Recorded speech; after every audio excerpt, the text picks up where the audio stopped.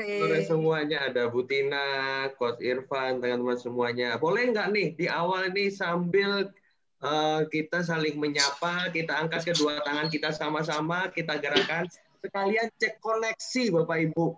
Memastikan koneksinya ada. Oke, thank you semuanya. Kita tepuk tangan yuk sama-sama yuk. Thank you.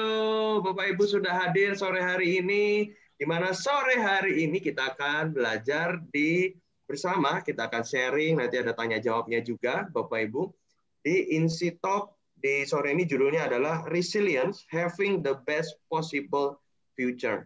Di mana topik ada dua dari NS Trainer dan mereka juga mereka juga meta coach, yaitu Coach Irfan dan Coach Hani akan membawakan materi tentang resilience ini. Nah, oleh karena itu Bapak Ibu sekalian, sebelum kita mulai, maka kita akan mempersilahkan dulu sambutan. Kita akan mempersilahkan seseorang yang luar biasa banget bagi saya, bagi kita semua. Ini adalah omanya kita semua nih, ya kan? Nah, tadi saya tanya, Om Umar, ini mau diperkenalkannya sebagai apa gitu ya? Boleh nggak saya perkenalkannya minta izin sebagai omanya kami semua gitu.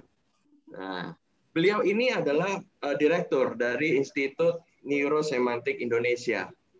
Namun bagi kami semua, beliau adalah oma kami dan saya yakin banyak dari kita yang terutama dekat sama oma sering tanda kutip ya, sering diomel-omelin dikit lah, ya kan? Ini ketahuan sering bandel nih kita nih, ya kan? Tapi anehnya sering diomelin sama beliau, kita ini malah tambah sayang nih, malah tambah dekat dengan beliau. Nah, oleh karena itu teman-teman, saya persilakan waktu dan tempat untuk Ibu Mariani. Kita kasih tepuk tangan dulu dong. Terima kasih Denny, bukannya dikit lagi ngomelnya, sering ngomelnya di balik layar gitu ya. Baik, terima kasih Denny. Dan Bapak Ibu, selamat sore Bapak Ibu. Ini pada mute semua ya. Oke, Sore Bu. Ya, selamat sore. Sore Bu. Ya, senang sekali bisa bertemu dengan Bapak Ibu di sini. Jadi pada sore ini kita semua berkumpul pada acara Insi Talk. Happy banget karena bertemu dengan banyak wajah, baik yang pernah kenal maupun yang belum kenal. Dan sepertinya saya mendengar suara saya sendiri ya. Apakah Bapak Ibu mendengar gangguan suara? Enggak, Bu, oke. Oke, baik. Nah, kalau gitu saya akan lanjut saja. Nah, saya ulangi lagi bahwa selamat datang pada acara Insi Talk. Ini adalah pertama kalinya Insi Talk dibuka untuk umum, Bapak Ibu. Kalau tahun lalu, ini hanya khusus untuk Meta Coach dan Neurosemantics Trainer saja. Sehingga pada kesempatan hari ini, Januari tanggal 31, saya ingin sekaligus memperkenalkan apa itu INSI supaya Bapak Ibu tahu apa itu INSI karena sebagian besar saya yakin juga sudah tahu tentang MCF. Saya akan share screen-nya Bapak Ibu. Nah, apakah Bapak Ibu sudah melihat screen saya? Tolong ngasih jempol kalau sudah. Sudah Bu. Sudah. Oke, baik. So Bapak Ibu, seperti yang saya sampaikan bahwa ini adalah INSI Talk yang pertama kali dibuka untuk umum, di mana isinya, apa sih INSI Talk itu? INSI, saya akan mulai dulu dengan INSI. INSI itu adalah singkatan dari Institute Neurosemantics Indonesia. Jadi Institute of Neurosemantic Indonesia, kalau Bapak Ibu bayangkan itu seperti institut akademi universitas, maka di Indonesia ini adalah kumpulan dari trainer-trainer Neurosemantics Indonesia. Jadi saya akan tampilkan wajah-wajah. Saat ini di Indonesia ada 18 trainer neurosemantics yang boleh memberikan kelas-kelas neurosemantik practitioner, APG, coaching esensial, dan juga kelas master. Nah, kami ini 18 trainer ini bersama-sama juga berada dalam bagaimana mengembangkan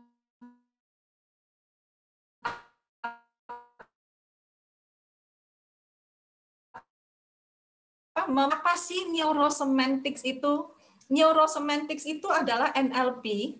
Bapak Ibu mungkin ada yang sudah kenal NLP sebelumnya, di mana neurosemantics dikembangkan 20 tahun setelah NLP, dan tentunya kalau udah 20 tahun pasti ada plus-plusnya ya. Plus-plusnya apa? Nah, neurosemantics banyak berfokus kepada frame of mind seseorang dan tentang meaning, memaknai hidup ini. Jadi kami bukan hanya fokus pada performance, tapi kita juga lihat bahwa ketika performance-nya berhasil, orangnya happy atau enggak. Ketika dia bicara soal action plan, apakah action plan itu hanya sekedar tuntutan pekerjaan atau sebuah action plan yang benar-benar berasal dari dirinya sendiri. So disinilah neurosemantics banyak melihat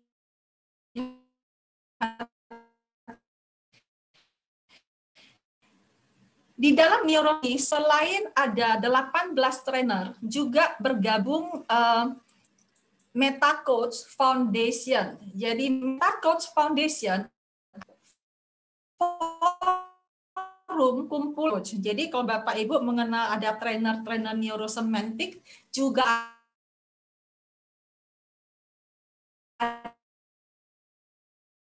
Bu Mar, sepertinya suaranya putus-putus. Ya, agak lagging, Bu Mar. Coach Ya. yang berdasarkan, Bu Mar boleh diulang dari MCF. Putus-putus ya suara saya ya. Ya, Bu Mar. Oke, saya berusaha. Nah, apakah sudah mulai baik? Mudah-mudahan. Sudah, Bu. Oke, baik. Nah, saya akan lanjut.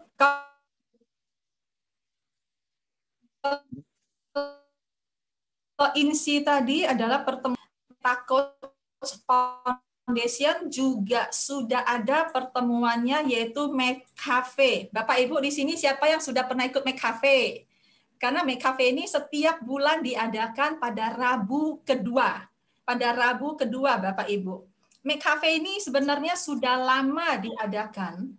Di mana kalau saya buka-buka kumpulan foto ini kumpulan foto tahun 2009.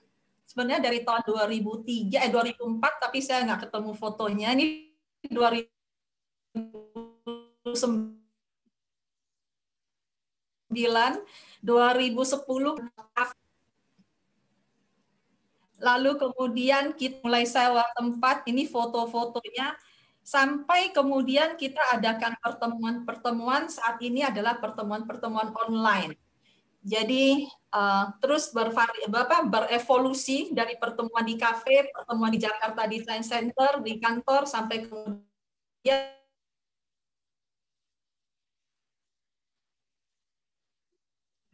Bu Mar putus-putus lagi sepertinya. Ya, tidak benar.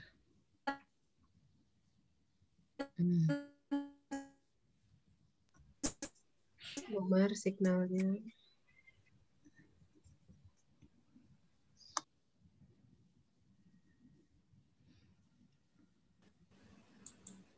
Bu Mar, sudah oke?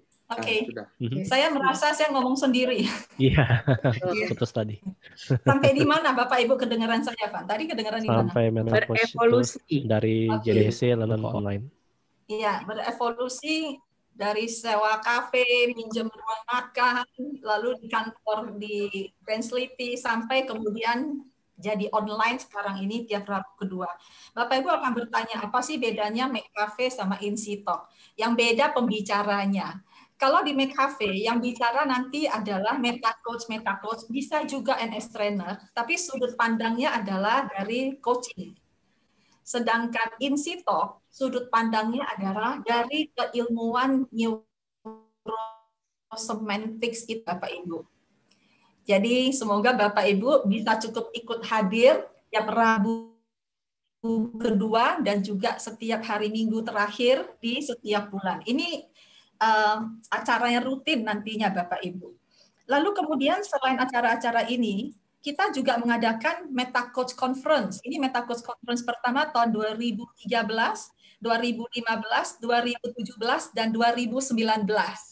So Bapak Ibu siap-siap dengan Meta Coach Conference yang berikutnya nanti di bulan Oktober. Selama Bapak Ibu mengikuti, Bapak Ibu kan sekarang bergabung di dalam grup WhatsApp nih. Nanti kemudian Bapak Ibu WhatsApp-nya akan dibubarkan, tapi Bapak Ibu akan silakan gabung dengan satu WhatsApp untuk discussion NSNLP. Nah, di situ kami akan terus update mengenai acara-acara kami. Kan artikel-artikel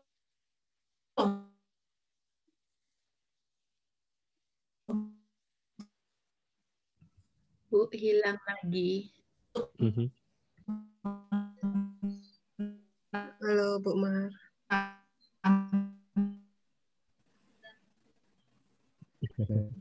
Suaranya putus-putus lagi, Bu Mar. Hello. Iya, Bu Mar tadi keputus sampai artikel. Aja ya, oke, saya akan lanjut saja. Saya hanya mau beritahu bahwa Bapak Ibu sekarang bergabung di WhatsApp group. Nanti habis acara bubar, jangan langsung bubar, tapi bisa bergabung di WhatsApp group yang lebih besar, di mana di situ akan diberitahu acara-acara kami sehingga Bapak Ibu nggak ketinggalan. Ya. Nah, saya ingin menjelaskan sedikit tentang apa visi misi dari INSI itu sendiri. Berbasis pada neurosemantics, saya garis merah aja karena panjang. Yang saya garis merah adalah tugas kami sebagai NS Trainer dan Neurosemantics Indonesia adalah to create an inspiring meaning. Lalu bagaimana mengintegrasikan into performance.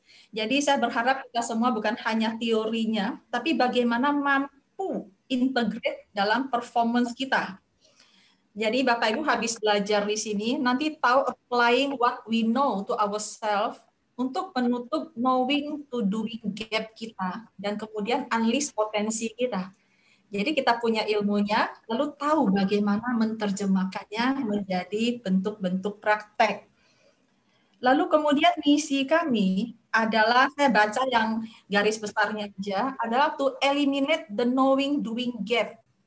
Bagaimana kita sering tahu, tapi kita nggak lakukan. Sering omdo kita bilang, ngomongnya doang.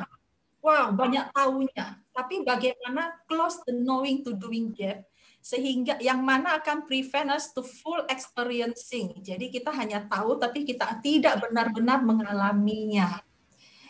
So, ini adalah visi misi dari INSI dan juga Neurosemantics. Mudah-mudahan apa yang ada di kami ini bisa membantu Bapak Ibu untuk create no meaning, meng-create lebih banyak makna dalam setiap performance, setiap behavior, setiap tingkah laku kita, sehingga membuat hidup lebih hidup lagi Bapak Ibu. Nah, satu layar lagi terakhir, bahwa INSI adalah kumpulan dari 18 trainer, di mana sebagai institut di Indonesia, kami juga punya susunan pengurus, dan pengurus-pengurus ini rajin mengadakan meeting, di mana di dalamnya ada wakil ketua, ada bendahara, ada sekretaris, dan juga ada beberapa divisi, ada divisi network, ada divisi program, dan juga ada divisi digital marketing, apa ya satu lagi, komunikasi atau komputer kan? Markom. Digital Markom. Di Markom. So Hani orangnya. Nah, dari sana Bapak Ibu nantinya selain pertemuan-pertemuan kita, Bapak Ibu juga bisa mengakses website kita, Bapak Ibu. Ini nanti di foto ya, biar kalau penting bisa tahu. Ada websitenya di www.neurosemanticsindonesia.com. Juga ada Facebook page. Nah, ada 2, Neurosemantics dan Meta Coach. Juga ada Instanya di MCF Indonesia, dan juga ada YouTube-nya di Neurosemantics Indonesia. Layar terakhir di foto, karena nggak ada di mana-mana. Nanti kalau Bapak Ibu perlu tahu mengenai Neurosemantics, mengenai aktivitas kita, maka inilah alamat-alamat kami. So, terima kasih buat Hani dan timnya dari Dimarkom yang telah meng-create ini semua buat kita. Jadi, berikan tepuk tangannya buat mereka yuk. So, nah, Bapak Ibu, saya yakin bukan hanya di Markom saja, tapi seluruh divisi yang berada di dalam kepengurusan cukup berperan aktif untuk membuat ini menjadi bisa membantu teman-teman semua untuk create meaning dan integrate into performance, Bapak Ibu. Di balik layar, bagian program juga cukup sibuk dari pagi untuk men-setup di balik layar supaya acara ini bisa berjalan dengan lancar. Terima kasih kepada bagian program, Bu Tina, Bu Mimi, dan juga teman-teman yang lain, juga pada Kang Pur yang telah meminjamkan Zoom-nya untuk 500 orang. Kami was-was tadi kalau melebihi 100. So, Bapak Ibu, seperti yang Bapak Ibu lihat, semua ini bisa terjadi karena kolaborasi di antara kita semua. Saya ucapkan terima kasih kepada Bapak Ibu yang telah hadir di sini. Terima kasih juga kepada semua bagian yang telah ikut membantu. Thanks a lot, dan selanjutnya silakan menikmati sesi berikutnya. Saya kembalikan padamu, Denny, tanpa ngomel, Den. Terima kasih, Bu Mar. Kita kasih tepuk tangan untuk Bu Mar, Bu Mariani, teman-teman semuanya. Yeay. Saya perlu share screen-nya stop ya, say. Ya. Bu Mar, ada satu pertanyaan, Bu Mar. Apakah boleh untuk ditanyakan? Ada satu pertanyaan ke Bu Mar. Silakan. Dari Ibu Cheryl, bagaimana cara join menjadi pengurusnya? Oke. Bapak Ibu perlu menjadi NS trainer dulu, Bapak Ibu. Dan untuk menjadi NS trainer, Bapak Ibu perlu ikut prac, perlu ikut master, lalu kemudian perlu ikut kelas untuk menjadi NS trainer, dan setelah itu maka baru bergabung ke dalam institut, dan institut ini nanti kemudian akan diminta kontribusinya menjadi sukarelawan menjadi pengurus, karena pengurus ini semuanya adalah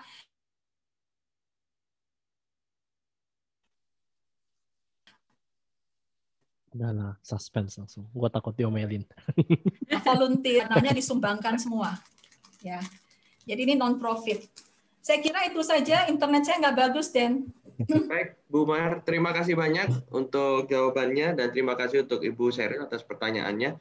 Nah, Bapak Ibu sekalian, sebelum kita mulai, ada beberapa hal yang akan disampaikan, yaitu untuk ground rules untuk acara kita di hari ini, di sore ini. Yang pertama adalah, Bapak Ibu sekalian, acara ini berlangsung kurang lebih 1,5 jam, yang dimana 1 jam adalah untuk, tadi 15 menit adalah untuk perkenalan INSI, dan kemudian berikutnya lagi 1 jam, nanti adalah pemaparan untuk materi, dan kita memiliki waktu sekitar 15 menit untuk sesi tanya-jawab. Yang kedua adalah para peserta harap menyalakan video agar interaksi bisa terasa walaupun ini adalah sesi virtual. Jadi supaya terasa nendang mungkin ya, atau terasa ini benar-benar belajar, ini maka kami mengajak Bapak Ibu semuanya untuk sama-sama kita menyalakan videonya.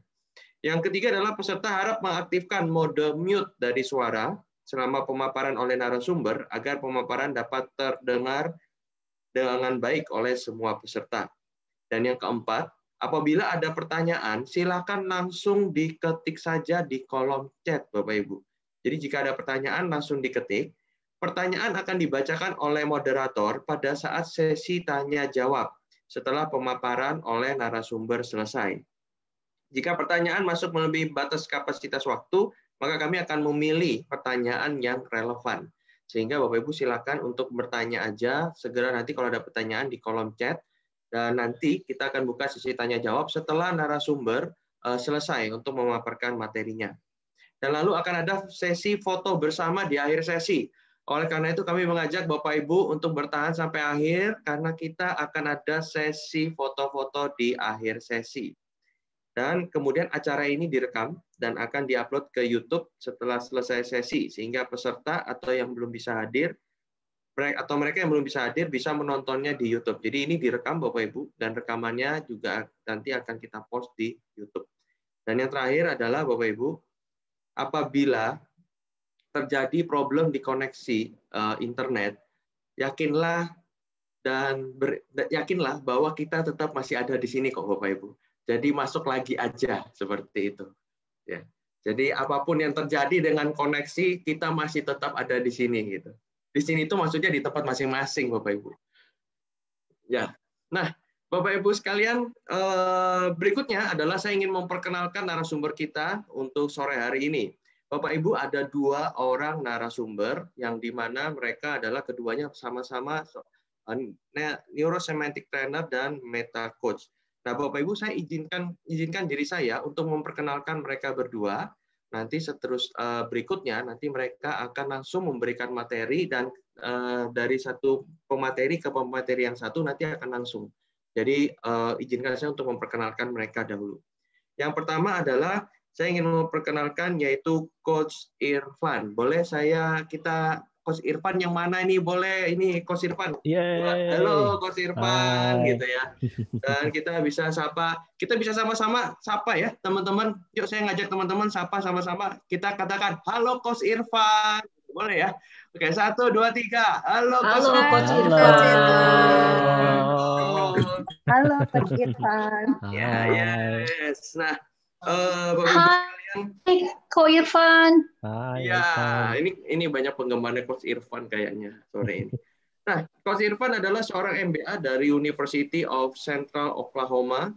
Coach Irfan berpengalaman lebih dari 9 tahun dalam retail modern, 4 tahun dalam riset marketing, baik di Indonesia maupun di Amerika Serikat.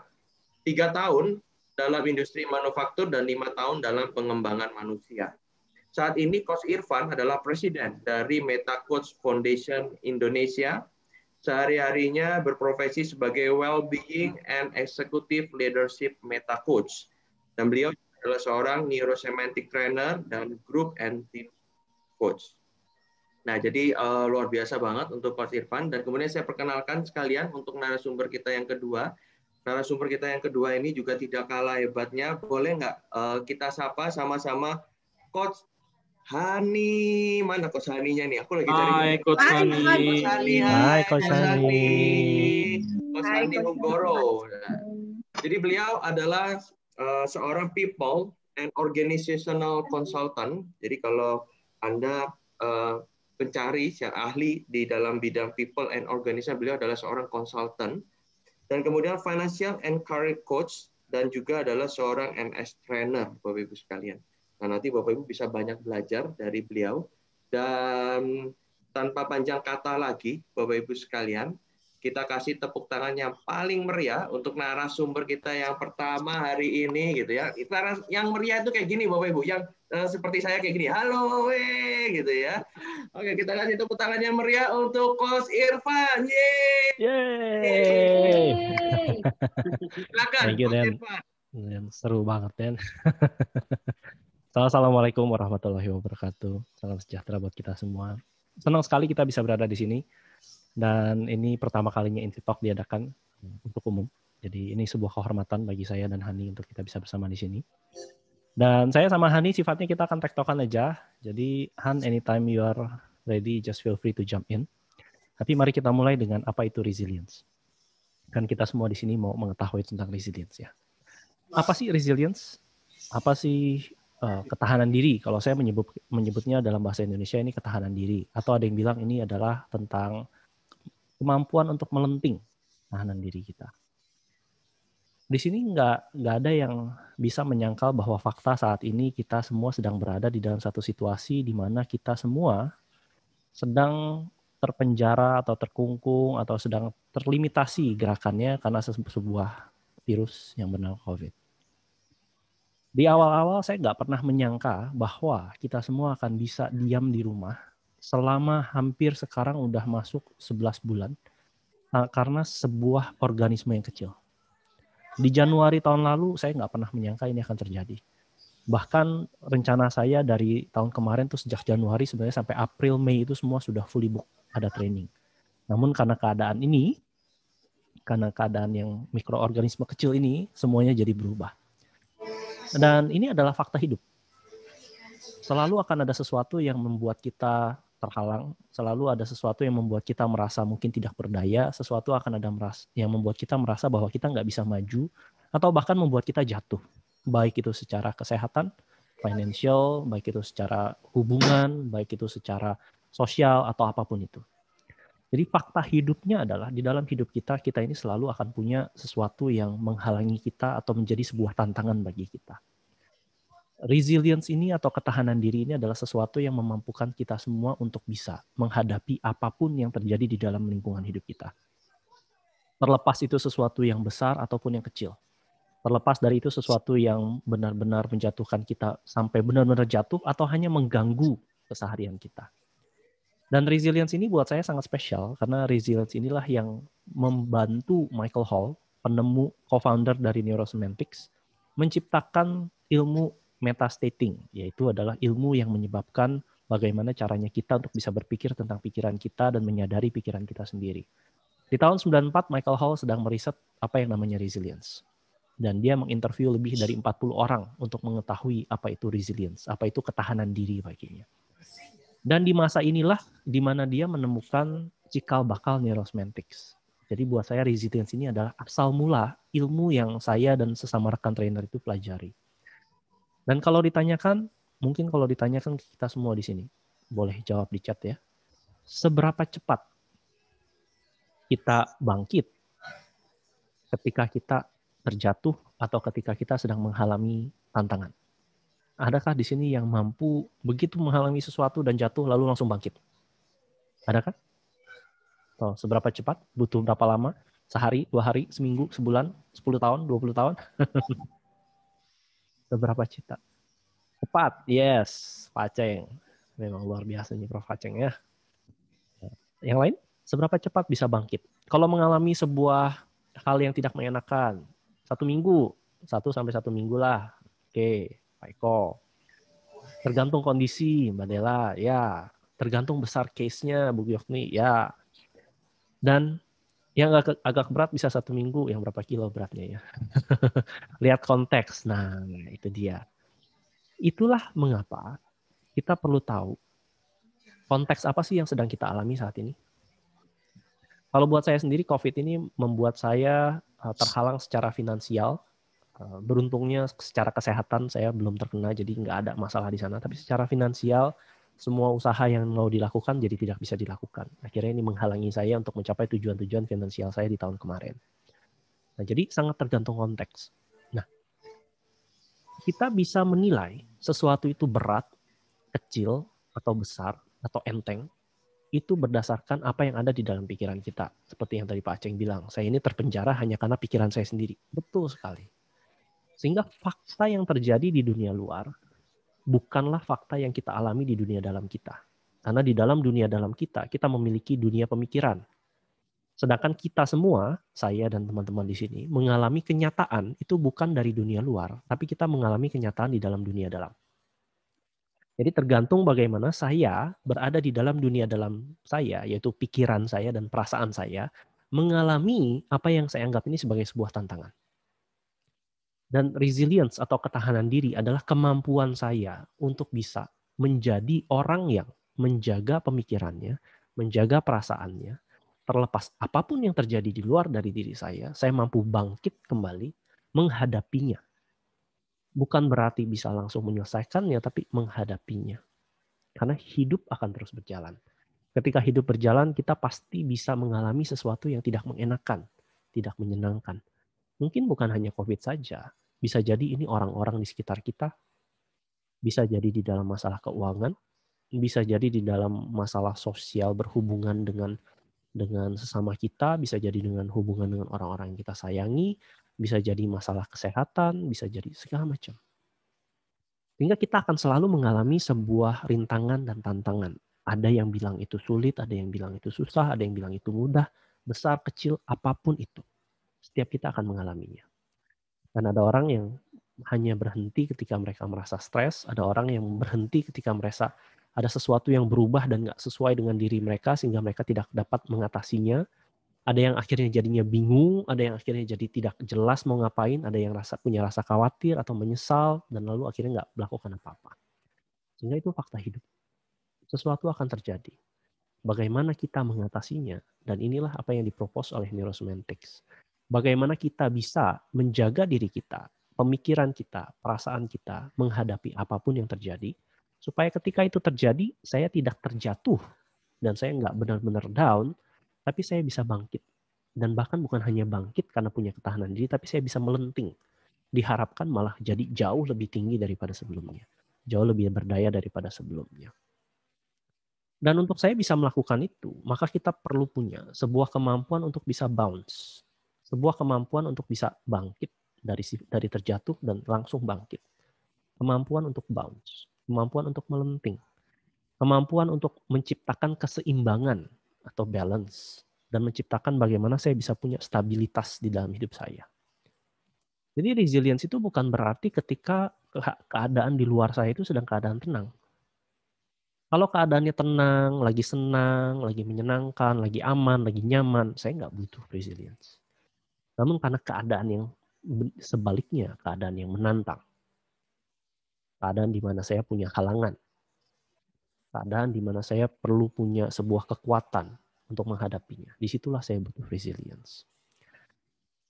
Dan ini bisa kita dapatkan ketika kita sudah memahami apa itu resilience, apa itu ketahanan diri. Jadi sesi ini adalah introduction bagaimana kita bisa memiliki resilience di dalam diri kita. Nah, untuk memahaminya, kita perlu tanya dulu kepada diri kita, penting nggak sih? Penting nggak bagi kita untuk memiliki resilience? Saya nggak tahu apa yang teman-teman hadapi saat ini. Mungkin ada yang saat ini masih fine-fine aja. Bisa jadi saat ini masih mengalami hal-hal yang baik. Bisa jadi yang sekarang sedang mengalami banyak masalah. Saya nggak tahu. Tetapi bagi setiap dari kita, apakah penting bagi kita untuk bisa punya yang namanya ketahanan diri, melenting dan bangkit, menghadapi segala sesuatu yang perlu kita hadapi? Kalau penting buat kita, maka inilah caranya. Karena dengan kita punya kemampuan untuk bangkit, punya kemampuan untuk menghadapi halangan, tantangan, ini akan membantu kita untuk melakukan apa sih? Ketika saya bisa bangkit, ketika saya bisa benar-benar kuat di dalam kemampuan saya bertahan, maka yang bisa kita dapatkan adalah mencapai tujuan-tujuan yang ingin kita dapatkan. Mencapai mimpi-mimpi kita. Mencapai apa yang kita harapkan dalam menggunakan potensi-potensi kita. Dan ini adalah hidup terbaik yang bisa kita punya. Karena setiap dari kita itu layak mendapatkan hidup yang baik. Sehingga kemampuan untuk memiliki ketahanan diri adalah kemampuan menghadapi rintangan dan halangan yang sedang ada di dalam jalan kita. Dan dengan kita bisa menghadapinya dengan baik, maka kita bisa mendapatkan hidup yang terbaik. Kalau di dalam neurosemantics tadi adalah bagaimana kita punya makna yang tertinggi, dan bagaimana kita bisa juga bukan hanya punya makna, tapi kita punya performa yang tinggi, dan menggabungkan antara makna dan performa. Makna di sini tuh ada harapan, ada impian, ada pentingnya kenapa kita melakukannya, ada niat, ada tujuan-tujuan yang penting bagi kita dan benar-benar melakukan aksinya. Bukan hanya bermimpi, tapi melakukan aksinya untuk mencapai hidup kita yang terbaik. Inilah kenapa resilience itu kita butuhkan di zaman-zaman sekarang. Apalagi kalau dibilang lagi zaman-zamannya VUCA. Nah, saya akan banyak sharingkan tentang individual dan Hani akan punya banyak contoh di dalam dunia korporasi atau di dalam dunia bisnis. Han, ada yang mau ditambahkan? Silakan.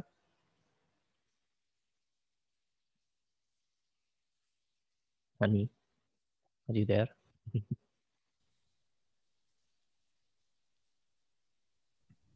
Han nggak kedengeran, Han. Masih di mute, Han.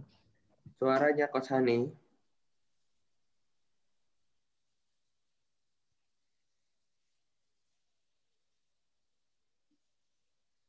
Adakah? Suaranya belum kedengaran, Han. Hani udah ngomong tapi nggak kedengeran. Ya, salah. Oke. Han, jump in aja ya.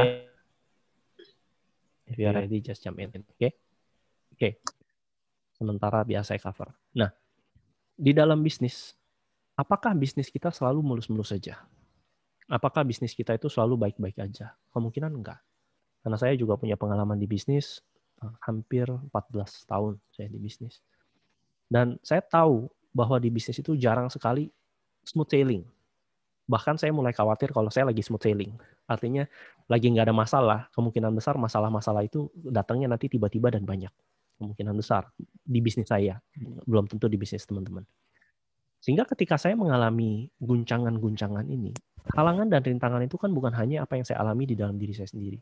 Baik di dalam bisnis maupun di dalam kehidupan kita, di dalam berusaha, baik kita bekerja sendiri ataupun bekerja sama orang atau kita punya usaha. Pasti kita punya rintangan-rintangan yang perlu kita hadapi. Sehingga bagaimana secara kolektif saya dan bisnis saya dengan tim saya memiliki ketahanan diri ini. Walaupun kita punya rintangan, kita punya tantangan sebagai sebuah tim, sebagai sebuah usaha, sebagai sebuah perusahaan, Tapi tetaplah bagaimana memiliki ketahanan diri itu dimulai dari diri kita masing-masing. Bagaimana ketahanan diri itu dimulai dari saya sebagai seorang pribadi bisa bertahan, dan bukan hanya bertahan tapi juga menginspirasi tim saya. Bagaimana saya bisa menggabungkan tim saya untuk mencapai tujuan-tujuan yang sama, tujuan-tujuan yang ingin kita capai, harapan-harapan yang ingin kita capai. Bedanya kalau sekarang saya bukan hanya mencari hidup terbaik untuk saya, mencapai tujuan saya, tapi saya juga mencari hidup yang terbaik bagi perusahaan saya, bagi tim saya, bagi mimpi perusahaan saya, bagi potensi-potensi yang perusahaan saya miliki. Untuk apa? Untuk memberikan value dan nilai yang orang-orang layak dapatkan dari apa yang kami jual sebagai sebuah perusahaan. Sehingga resilience itu bukan hanya bagi seorang pribadi, tapi juga di dalam pribadi-pribadi kita punya sekelompok orang yang membentuk sebuah perusahaan. Sehingga bukan hanya resilience pribadi, tapi juga resilience sebagai sebuah perusahaan, sebagai sebuah bisnis. Nah, Irfan? Yes, silakan. Udah kedengaran ya? Ya. Mau bertanya dong teman-teman yang hadir hari ini, bolehkah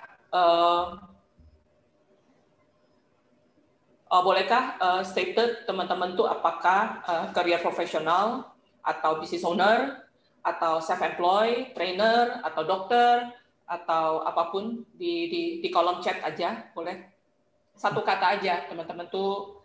Profesional, CV, business owner, Denny, employee dan business owner. Aku share ya, Van. Aku take over. Silakan. Guru TK menarik sekali. Itu pekerjaan berat tuh sekarang loh. Itu saya sangat berempati dengan guru TK anak saya. Oke. Ada lagi? Karyawan swasta, dosen, psikolog sekolah. Wow. Oke. Karyawan. Ya. Oke. Teman-teman tolong continue chat ya, melanjutkan apa yang tadi Irfan ngomong. Betul sekali bahwa saya melihat banyak resilience itu adalah ketahanan diri gitu. Tapi kita coba ngobrol sebentar karena banyak teman-teman karyawan juga business owner. Apa yang sebenarnya terjadi di COVID ini? What happened gitu? Saya ingin share topik saya. Ya, bagaimana kita bisa survive, kita bisa move on dari survival ke turnaround. Gitu. Irfan, kalau signal saya problem, langsung take over aja ya. How to transform bisnis kita, orang kita, tim kita, organisasi kita ke thrive. Gitu. Dan bagaimana resilience training, resilience knowledge itu berpengaruh, mengambil peranan yang penting. Oke. Kalau saya boleh tanya teman-teman, apakah Anda business owner atau teman-teman adalah bekerja di sebuah perusahaan atau di sebuah industri sebagai profesi, tempat Anda bekerja, konteks Anda bekerja, sudah ada di stage mana? Apakah masih di business as usual? Kalau iya, tolong ketik aja B, gitu ya, B. Apakah teman-teman bisnis Anda sedang dalam survival mode? Kalau iya, ketik aja S, gitu kan?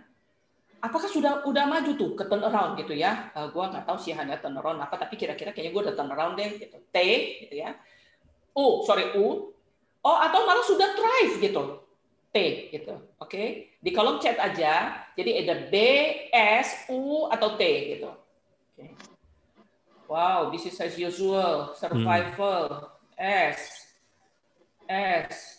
B, T. Wah, ada yang sudah thrive.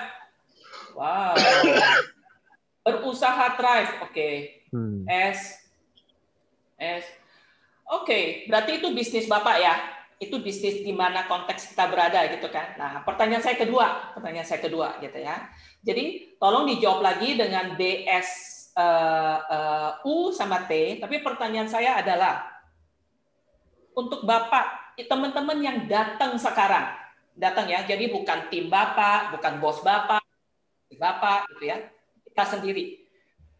Mindset kita ada di mana? Mindset kita, apakah kita ada di mindset business as usual masih? Jadi masih di masa lalu? Atau mindset kita mindset survival? Atau bisnis kita survival tapi mindset kita udah thrive, udah jauh gitu ya. Nah, sekarang yang saya minta teman-teman jawab, kita sendiri. Oke, saya tunggu sebentar. Wah, ada yang sudah Thrive. Nice. Lisa ini kayaknya agak beda ini industrinya ya. Thrive, wow. Baru di Thrive. Oke, Thrive. Wah, ini mah berarti udah nggak butuh kesini kan? Iya, Udah kayaknya thriving kita semua. ya udah bubar aja kayaknya kelas ini. Kelasnya bubar aja. Oke. Ya, sambil dilanjut ya, saya terus. Oke. So, pertanyaan saya adalah, ini untuk kita sendiri. Tapi kita tahu, sebagai business owner, kita punya karyawan. Sebagai leader, kita punya anak buah. Sebagai mungkin insurance agent, kita punya downline. So, anything yang kita punya. So, pertanyaan saya adalah, people yang saya mau share adalah, apa sih what happened ketika survival? Ketika business as usual, berarti bisnis mungkin kita ambil untuk konteks diskusi 1 jam ini adalah masa sebelum COVID. Jadi let's say sampai Februari 2020 gitu. Dan saya menemukan sebagai seorang people organization consultant, ada beberapa perilaku yang berubah. Mungkin bukan kita gitu ya, mungkin tim kita gitu yang berubah. Kita bisa baca banyak sekali sumber atau tulisan orang, WhatsApp group gitu ya. Tapi bagi saya sebagai konsultan ada 5 grup besar gitu yang saya observe behavior people. Yang pertama adalah people cenderung masuk ke state frustasi dan dia mulai confused dengan role-nya dia. Kalau dia dulu adalah seorang marketing yang boleh mendekati klien dan dia boleh approval transaksi di atas 200 juta misal sekarang. Ketika masa COVID, dia mulai bingung, gua boleh atau enggak ya gitu. Karena it seems bos gua sebentar boleh, sebentar enggak gitu. Di meeting bilang, oh kita mesti cari sales, kita mesti begini gitu. Tapi bisa bayar nggak dia gitu. Jadi kita confuse role. Dan kadang kita enggak. Sometimes saya mengamati klien saya, bosnya sih jelas, ya dia bosnya gitu ya, anak buahnya yang bingung kan, manajer. Udah manajer dia, anak buahnya lebih bingung lagi gitu kan, boleh atau enggak ya Bu ya gitu. Jadi karena mereka coba adapt. Sometimes tidak dia tahu boleh atau tidak, baik atau tidak, beresiko atau tidak. Yang kedua adalah saya menemukan karena masalah kesehatan, kita cenderung lebih memprioritaskan kesehatan sehingga memberi kesan kita memiliki sikap yang berubah terhadap pekerjaan. Jadi yang tadinya mesti meeting ketemu muka, nggak mau work home. Tadinya ditanya jobnya cepet karena tinggal ketok-ketok pintu, lu udah kerjain belum? Sekarang mesti WhatsApp. Kalau WhatsApp tunggu jawabnya lama sekali berasanya gitu. Jadi ada hal yang berubah. Nah, yang ketiga adalah lelah, fatigue. Siapa di sini yang belum capek sampai sekarang? Saya aja udah capek sih terus terang. Saya aja sempat down fisiknya gitu ya. Kemarin ketemu teman yang pencinta naik gunung aja udah mulai pusing. Aduh, gua sempat 2 minggu gua hampir kolapsan katanya. Capek gua berasanya. Ada yang belum capek teman-teman? Tolong ajarin tips. Wah, masih semangat.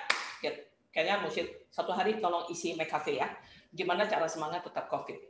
Tapi saya menemukan beberapa observasi di teman-teman dari grup WhatsApp, dari asosiasi, fatigue. Gitu. Dan itu mempengaruhi semangat kerja. Dan biasanya kalau udah November mempengaruhi pencapaian target. Habis itu biasa kita pakai alasan COVID sih Pak, gitu kan? Nah, padahal sebenarnya dia capek ngejar target. Gitu. Dan kalau udah capek biasa orang, kalau udah capek gampang bete. Nah, kalau udah capek, gampang bete, kupingnya jadi tipis. Jadi rumor yang tidak berdasar, jadilah masuk ke hati. Ya. Jadi orang jadi bapernya tuh tingkat dewa gitu. Tadinya baper tingkat bumi, dia naik tingkat dewa gitu. Ya. Nggak tahu beritanya apa, pokoknya ngomongnya A, dengarnya B, diolah, jadinya munculnya D gitu kan. Habis itu rame. Gitu. Dan kalau untuk teman-teman yang punya bisnis manufacturing, punya SPSI, punya union, nah itu kan lebih rame lagi kan. Oh kita mau tutup ya gitu. Belum juga nggak mau tutup, kita udah demo dulu kan, udah minta pesangon. Jadi rumor. Yang keempat adalah kadang kalau kita pusing di kantor, pusing di rumah. Ada yang juga pernah bilang kerja work from home bikin gua malah ribut sama bini gua kan katanya gitu. Jadi. Dan yang terakhir adalah stres. So intinya apa gitu? Saya tidak akan membahas satu persatu ya. Tapi kita aware nggak? Apakah kita sebenarnya pernah mengalami beberapa simptom di sini? Mungkin ada yang lain gitu ya. Kalau ada yang lain silakan chat di box gitu ya. Atau kita lihat nggak? Kita aware nggak? Anak buah kita juga begitu. Dan kalau kita lihat anak buah gitu, bisnis kita lagi survival mode, then what should we do? Apa yang mesti kita lakukan? Dan maaf teman-teman, presentasi ini sebenarnya saya bawa dalam konteks resilience, tapi sebenarnya yang saya tidak akan bawakan adalah strategi perusahaannya itu sendiri. Jadi saya ada korelasi antara poin ini dengan strategi perusahaan, tapi saya hanya fokus di behavior orang. So, kita sadar nggak kita begitu? Enggak, gue masih semangat kok, Han. Ya, tapi beda aja attitude-nya gitu kan. Approval jadi lama, dikasih bos ada restructuring. Kenapa perusahaan itu restructuring? Ya nggak bisa bayar. Kenapa dia nggak bisa bayar? Loh, ya namanya lagi COVID ya, gitu kan. Enggak, kita mesti semangat gitu, tapi ngomel-ngomel. Jadi kadang tanpa kita sadari beberapa behavior itu mempengaruhi kita dan kita dengan gampangnya denial, no, I'm okay. Yeah. Masalah anak buahnya stres lihat lu gitu. Tapi karena anak buah prinsipnya masih terima gaji, ya sudahlah gitu ya. Itu salah satu. Nah, pertanyaannya adalah, kan boleh delegasi ke atas? Boleh ya Pak ya? Delegasi bukan ke bawah ya, ke atas. Bosnya baik sekali itu kalau boleh delegasi. Jadi bosnya aja yang kerja gitu ya. Kita nggak usah kerja gitu. Oke. Nah, pertanyaannya adalah, tolong ada 3 slide di depan. Saya mau teman-teman pilih gitu ya. 1, 2, 3. Terserah, Anda mau jawabnya merepresentasi Anda atau merepresentasi situasi tempat Anda bekerja. Boleh perusahaannya, boleh divisi Anda sendiri gitu ya. Yang pertama. Ada di mana kita sekarang? Yang pertama, apakah bisnis Bapak ada di survival mode?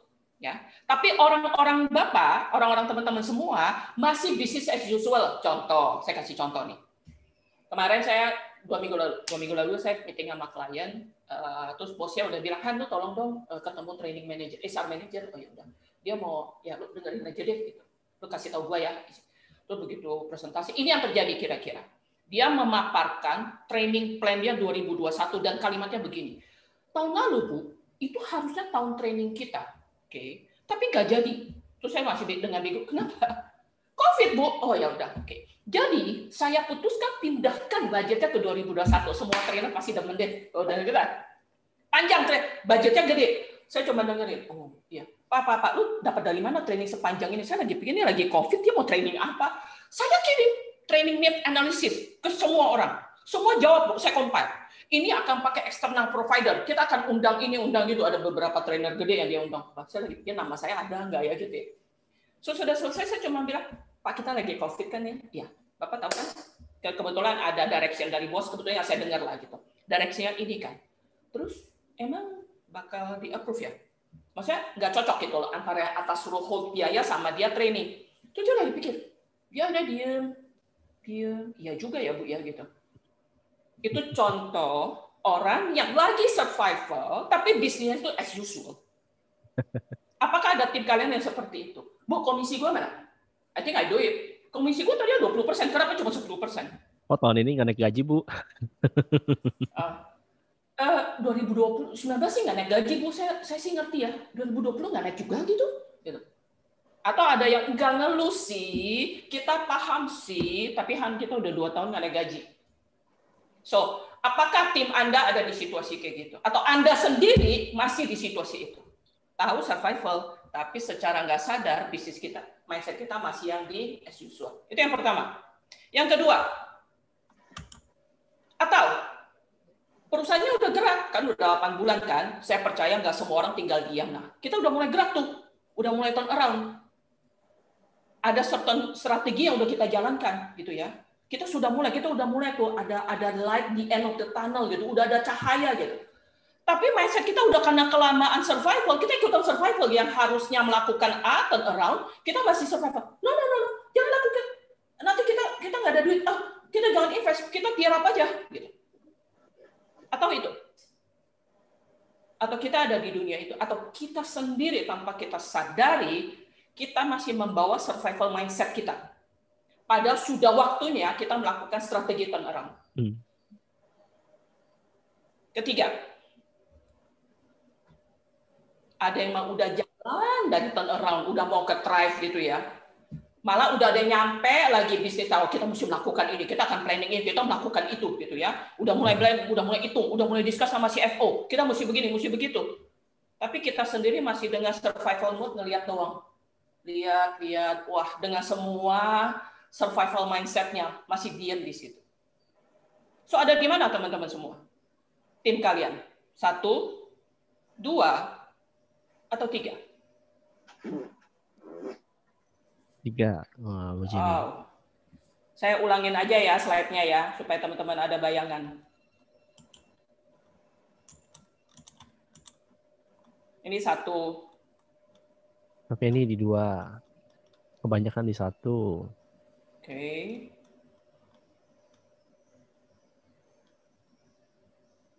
Oke, sambil menunggu teman-teman yang lain. Jadi, poinnya apa sih teman-teman?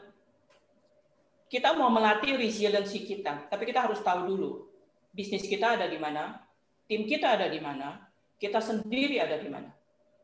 Mismatch apa yang terjadi? Sebenarnya kita sadar nggak sih situasinya apa? Dan tadi kita udah sempat bahas beberapa perilaku orang ketika survival mode gitu. Dan kalau kita udah tahu itu, what should we do?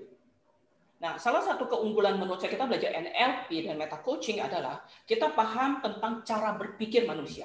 Di neurosemantik tadi Irfan berbilang, kita belajar memahami cara berpikir kita. Dan karena saya belajar NLP, begitu saya lihat, oke, at least sekarang mungkin karena usia saya sedikit lebih bertambah, saya sudah lebih stop judging gitu. Kok begitu sih dia? Gitu ya. Nggak ngerti ya, perusahaan lagi susah ya, gitu. Ya, masa COVID kan seperti itu, gitu kan, gitu. Oke, nah, jadi kalau kita udah tahu kita ada di mana, mismatch yang terjadi di mana, dan maaf sekali lagi teman-teman, saya nggak bahas strategi ya, saya nggak bahas strategi. Dan pertanyaannya yang kita mau apa?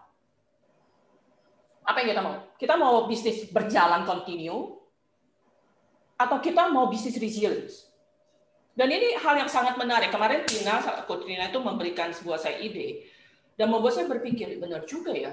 Apa bedanya teman-teman? Kita mau balikin bisnis kita bisa berjalan kembali, atau kita pengen memiliki daya lenting, seperti yang Irfan bilang tadi. Dan kalau saya boleh mendapat beberapa feedback, tolong dijawab aja C atau R, gitu ya. Apa yang kalian mau? Ketika COVID ini berakhir, gitu. Ketika ini semua berakhir, apa yang kita mau? R. Oke. Jadi continuity itu artinya berlangsung seperti biasa dan berjalan seperti biasa. Resilience itu artinya ketika kita punya tantangan, kita bisa langsung bangkit sebagai sebuah bisnis. Ya. Dan surprisingly teman-teman, beberapa menjawab gue yang penting mau bisnis gue balik aja, gue udah thank you, gue udah bersyukur banget Han. Nggak ada yang salah dengan itu. Nggak ada yang salah. Ya. Jadi imunnya ada di dua-dua.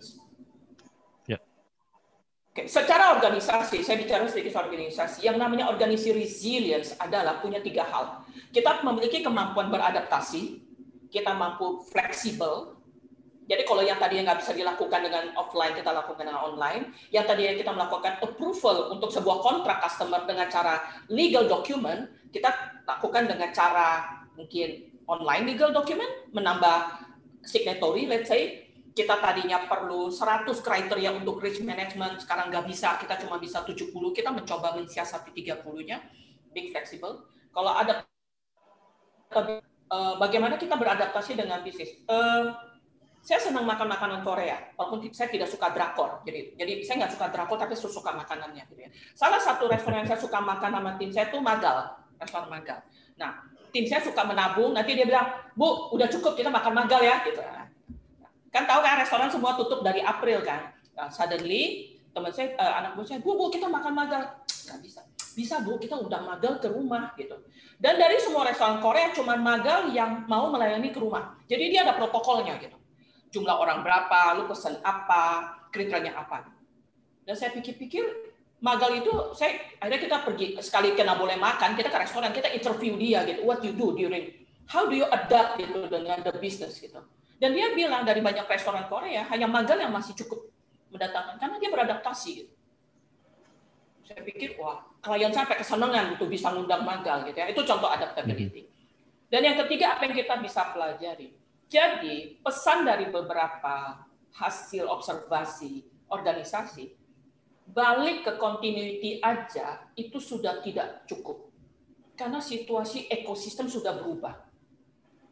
Kita sudah tidak hidup lagi di zaman sebelum Februari 2019. Adik saya malah nakut-nakutin. Katanya bakal ada virus yang lebih heboh dari virus COVID. Kalau kata Bill Gates sih begitu, kalau kata Bill Ya, Gates. ini aja belum selesai, udah lagi ngomong virus yang mana satu gitu kan. Tapi secara ekosistem udah berubah. Jadi kita tidak, menurut saya, kita tidak lagi cukup. Yang penting gua balik ke seperti normal kan.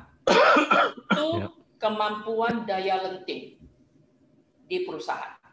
Dan kalau kita punya kemampuan daya lenting perusahaan, berarti kita perlu memiliki daya lenting di individu. Nah,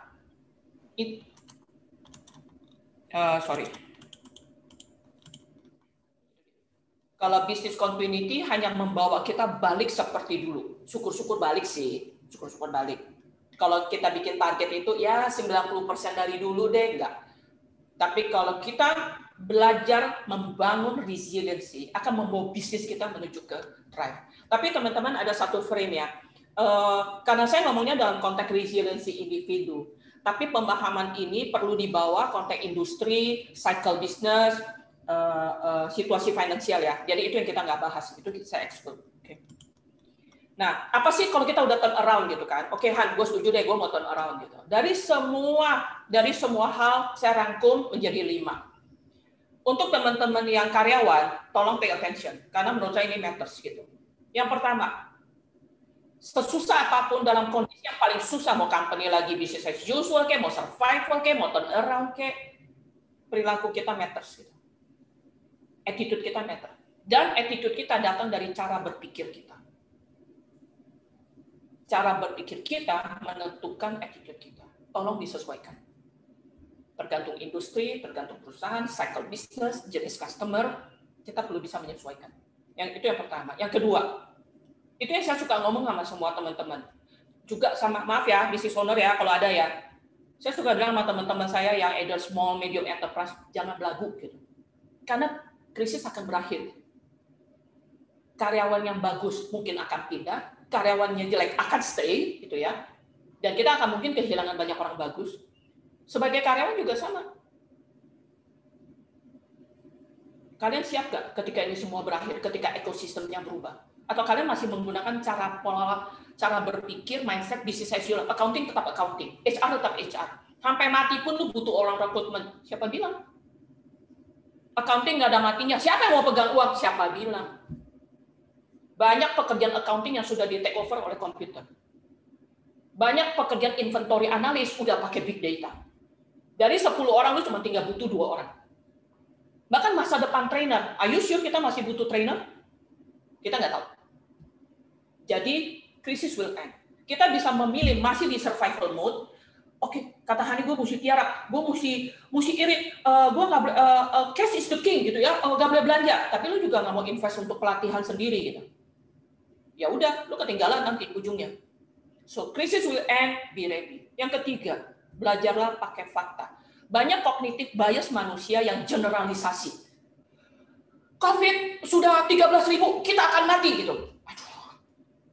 Atau satu customer nggak bayar, dibikinnya seolah-olah company itu udah mau mati besok. Produksi lain satu jatuh, oh ada ini kayaknya, ada apa? Ada pemogokan, ya elah listrik mati kali, gensetnya nggak ada. Don't try to build that kind of things. Gaji telat sejam, mati lah gue mau dipecat ya, tuh kayaknya. Iya, betul. Bener. Han, gue belum terima gaji, kenapa? Udah sejam kan? Ya elah baru sejam gitu ya. Tunggu kali, gue bilang itu pas hari Jumat gitu. Come on lah, don't try to udah masih mending nakut-nakutin sendiri tuh nakut-nakutin timnya lagi. WhatsApp group dikirimin yang serem-serem gitu. Apa gunanya sih ya? Kita lagi turn around, hello, mau turn around.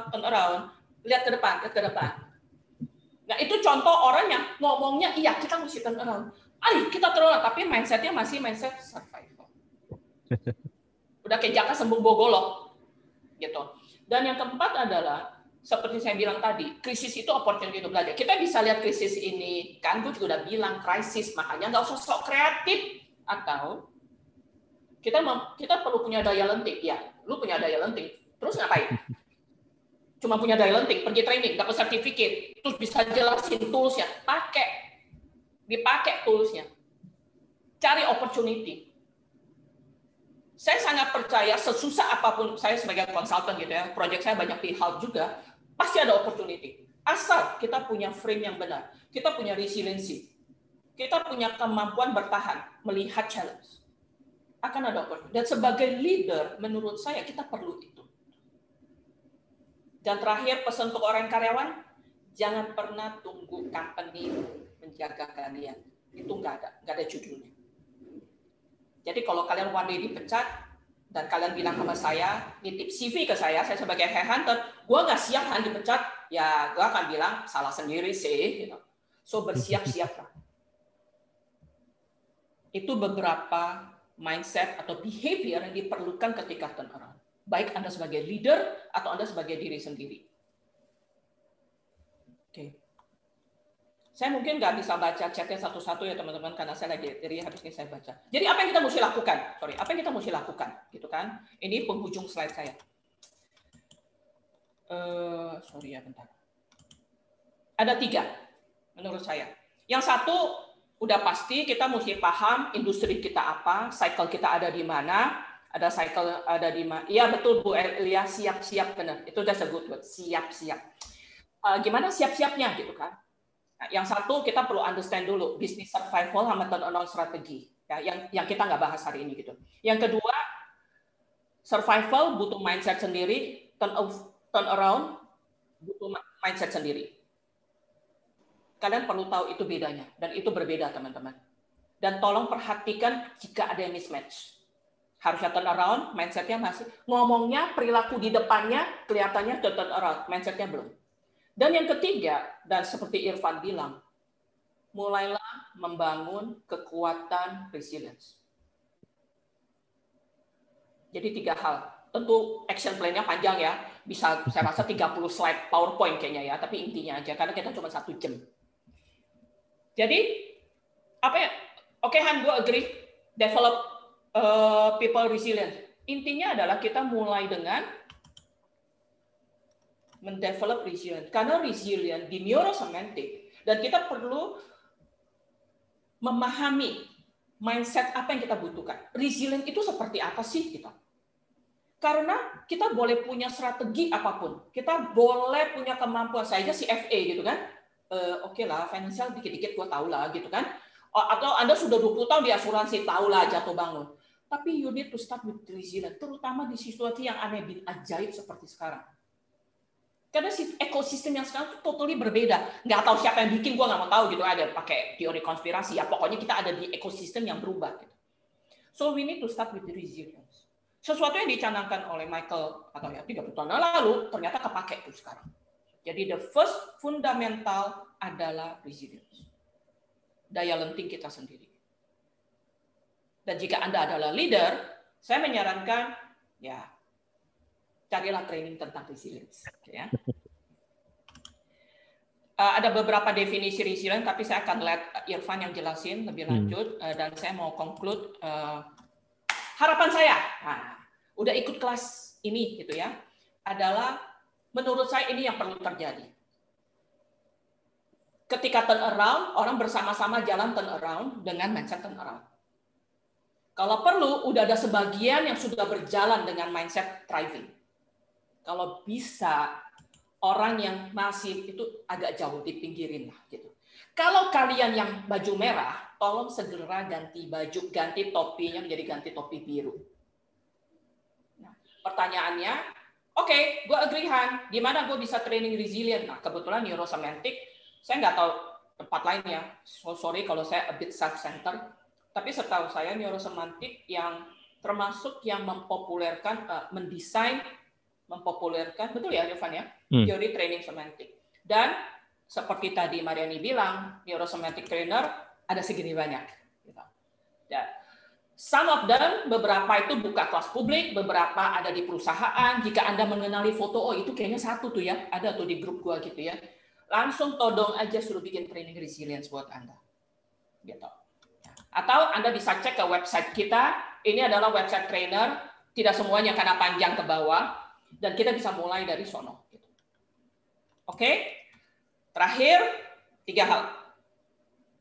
Understand the strategy, Survival strategi, turnaround strategi, setiap industri berbeda-beda. Anda perlu menguasai itu. Dan jangan nyontek. Jangan nyontek. Karena kalau ekosistem lagi hancur lebur kayak gini, kemampuan menemukan strategi sendiri itu mungkin lebih bisa membantu kita segera menuju ke thriving. Yang kedua, mindset survival beda, mindset ketika turnaround juga beda. Kenali mindset yang dibutuhkan. Yang ketiga, membangun resiliensi. Okay, I send it to you back, Irfan. You can pick up from there. Oke. So Hani bilang membangun resilience kita. Dan bagaimana neurosemantics bisa membantu kita untuk membangun resilience kita. Pertama paham dulu. Resilience itu ada stages-nya. Resilience adalah bagaimana kita bisa bounce back. Bagaimana saya punya keberanian menghadapi tantangan. Bagaimana saya bisa membenarkan jalan-jalan saya yang perlu saya benarkan. Ketika saya lagi survive, ya saya survive. Saya turn around, ya turn around. Begitu saya lagi sudah thriving, ya saya thriving. Dan bagaimana kita membenarkan diri kita sendiri ke arah yang kita mau tuju. Nah, ketika sesuatu terjadi, kita sebut aja setback. Ada sebuah halangan terjadi pada diri saya. Saya mengalami sesuatu. Entah itu kesehatan, finansial, atau apapun itu. Dan ketika saya mengalami setback, biasanya yang akan saya alami adalah saya akan masuk ke dalam emotional roller coaster. Ini yang tadi Hani bilang. Bingung, nggak bisa ngapa-ngapain, stres, khawatir, takut, atau apapun itu. Dan ketika saya berada di dalam stages ini, biasanya ini bisa dihubungkan juga dengan stages ketika seseorang mengalami sebuah kehilangan. Yang pertama itu adalah denial. Dia menolak, nggak mungkinlah gue dipecat, nggak mungkinlah gue sakit, nggak mungkinlah gue bangkrut, nggak mungkinlah denial. Tapi ketika kenyataan itu memang benar-benar terjadi, dia akan marah, anger. Dia akan mengalami bahwa kenapa dunia begini? Kenapa dunia membuat saya seperti ini? Kenapa sih perlu ada COVID? Kenapa Tuhan begini? Kenapa Tuhan begitu? Dia memarahi entah orangnya, timnya, dirinya, atau bahkan Tuhan. Lalu bisa jadi dia bargaining. Aduh Tuhan, seandainya ini nggak terjadi, gue akan taat deh. Gue akan baik-baik aja lah. Sampai akhirnya nanti dia akan depresi. Inilah emotional roller coaster-nya. Dan sedangkan ketika dia sudah bisa melewati ini semua, ciri-cirinya adalah dia bisa menerima, acceptance. Ketika dia bisa menerima apa yang terjadi pada dirinya, dan dia sudah lepas dari emotional roller coaster ini, baru dia mulai coping, atau dia mulai mengatasi apa yang terjadi di dalam setback ini. Dan setelah dia bisa mengatasi, baru dia nantinya akan mastering, yang tadi Hani bilang, menguasai keadaan. Dan disinilah ketika dia sudah bisa seperti ini, dia bisa mengatakan bahwa I am back. Saya kembali, saya resilience. Ini adalah stages dari resilience. Di mana kita dengan apapun yang sedang kita alami saat ini. Apakah saya sedang mengalami kejatuhan? Atau apakah saya sekarang sedang dalam perasaan-perasaan yang sebenarnya nggak berguna banget buat saya? Atau saya sedang berusaha membangun kembali apa sisa-sisa dari apa yang membuat saya jatuh? Atau sekarang saya sudah oke dan bahkan saya siap untuk kembali? Baik ini di dalam perusahaan atau baik ini pun di dalam sebuah individual di dalam diri kita. Tahap ini, emotional roller coaster, tahap emosi, ini bisa terjadi untuk orang-orang. Ada orang yang bisa berdiam di dalam tahap ini mungkin 1 minggu. Tadi kan ditanya seberapa cepat, seberapa berat. Ada yang sampai 20 tahun, 30 tahun. Atau bahkan sampai akhir hidupnya, dia tidak bisa melepaskan emosi ini. Sehingga seumur hidupnya dia nggak bisa bangkit kembali. Ketika dia sudah gagal dan dia nggak pernah bangkit lagi, dia akhirnya meninggal mati di dalam kegagalan. Itulah kenapa di dalam kuburan itu paling banyak mimpi yang tersimpan. Banyak sekali mimpi-mimpi yang mati bersama dengan orang yang padahal sebenarnya dia punya potensi untuk melaksanakan. Dia punya potensi untuk thriving, tapi dia tidak mampu melewati tahap survival-nya. Nah, disinilah bagaimana neurosemantics bisa membantu kita. Neurosemantics akan mengajarkan kita seperti ini. Untuk saya bisa punya resilience, maka ada beberapa hal yang perlu saya miliki. Yang pertama adalah saya menjaga pikiran saya. Karena kita mengalami kenyataan di dalam dunia pikiran kita dan bukan di luar dari diri kita. Menjaga pikiran itu berarti saya memegang kendali. Saya mengendalikan apa? Pikiran saya mengendalikan perasaan saya mengendalikan kata-kata saya, dan saya mengendalikan perilaku saya. Dan ini yang saya pertanggungjawabkan sebagai tanggung jawab saya sebagai tuan atas diri saya. Sehingga saya memiliki tanggung jawab untuk saya bisa mengendalikan diri saya. Dan saya bahkan melepaskan tanggung jawab saya dari orang lain. Ini yang pertama, saya punya kendali. Untuk punya resilience yang kedua adalah saya perlu bisa punya yang namanya kepercayaan diri. Kepercayaan diri ini adalah ketika saya memiliki kemampuan atau saya bisa belajar, yang tadi Hani bilang, ada learning, ada adaptability. Saya punya kemampuan untuk belajar karena di masa lalu saya pernah memilikinya. Dan ini kepercayaan diri bukan tentang skill apa yang sekarang saya punya, tapi yang dimaksud kepercayaan diri ini adalah kemampuan saya di masa depan. Karena kalau masa depan ini akan berubah, maka saya perlu punya kemampuan diri atas diri saya. Saya sadar bahwa saya bisa menciptakan kemampuan yang saya inginkan untuk mencapai tujuan-tujuan resilient saya. Dan untuk bisa punya kepercayaan diri ini, yang perlu kita miliki adalah kebernilaian diri. Bahwa diri kita ini bernilai. Bahwa kita sebagai manusia, kita ini perlu memisahkan antara kata-kata dan perilaku dengan siapa saya. Identitas saya sebagai manusia yang punya sumber daya. Sumber daya yang diberikan Tuhan buat kita apa sih? Sumber daya yang diberikan Tuhan buat kita adalah pemikiran kita. Kemampuan kita untuk bisa beradaptasi. Toh kita bisa berada sebagai satu spesies yang menguasai dunia karena kita ini bisa beradaptasi. Dan kalau misalnya kita bisa melakukan itu, maka apapun yang terjadi di dalam keadaan kita, maka kita bisa beradaptasi. Kita bisa memiliki kebernilaian diri. Karena ketika kita punya kebernilaian diri, ini berarti saya memiliki ego strength. Ciri-ciri orang yang punya ego strength yang tadi Hani bilang, di dalam tahap survival, saya mampu melihat keadaan yang di luar saya sebagaimana adanya. Saya nggak menambah-nambahkan dalam pikiran saya bahwa, aduh nanti kalau ini bangkrut gimana, kalau saya dipecat gimana, aduh ini saya nggak digaji, apakah saya akan dipecat? Saya tidak mengeneralisasi. Sehingga ego strength, bagaimana saya bisa menggunakan apa yang ada di dalam diri saya untuk menciptakan kemampuan-kemampuan yang akan membawa saya keluar dari sini. Lalu yang keempat, bukan hanya pemikiran kita yang perlu kita jaga. Kita perlu punya disiplin. Disiplin dalam apa? Dalam aksi. Nggak cukup saya cuma tahu saya perlu ngapain, tapi saya perlu dengan disiplin saya melakukannya. Melakukannya dengan segenap pemikiran saya yang saya tahu ini bisa membawa saya keluar dari emotional roller coaster saya dan mulai mengatasi apapun yang perlu saya atasi supaya saya bisa punya resilience. Dan untuk bisa punya disiplin dan kemampuan untuk aksi ini, maka saya perlu punya sikap berani. Saya perlu berani. Saya perlu menciptakan keberanian di dalam diri saya. Karena berani ini adalah sebuah perasaan, sebuah emosi, maka saya perlu mengendalikan pikiran dan perasaan saya. Apa yang bisa membuat saya berani? Yang bisa membuat saya berani karena saya tahu saya ini bernilai. Sebagai manusia saya punya sumber daya. Dan it's okay kalaupun saya gagal. Kalaupun saya gagal, yang gagal itu hanyalah usaha saya, bukan saya sebagai manusia. Sehingga dengan keberanian saya bisa disiplin melakukan apa yang perlu saya lakukan.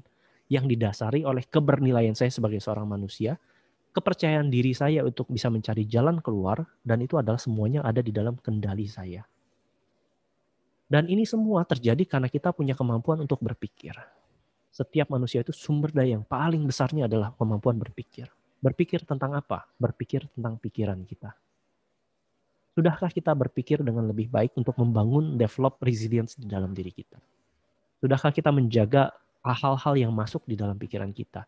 Apakah kita mampu mengenyahkan pikiran-pikiran yang nggak berguna?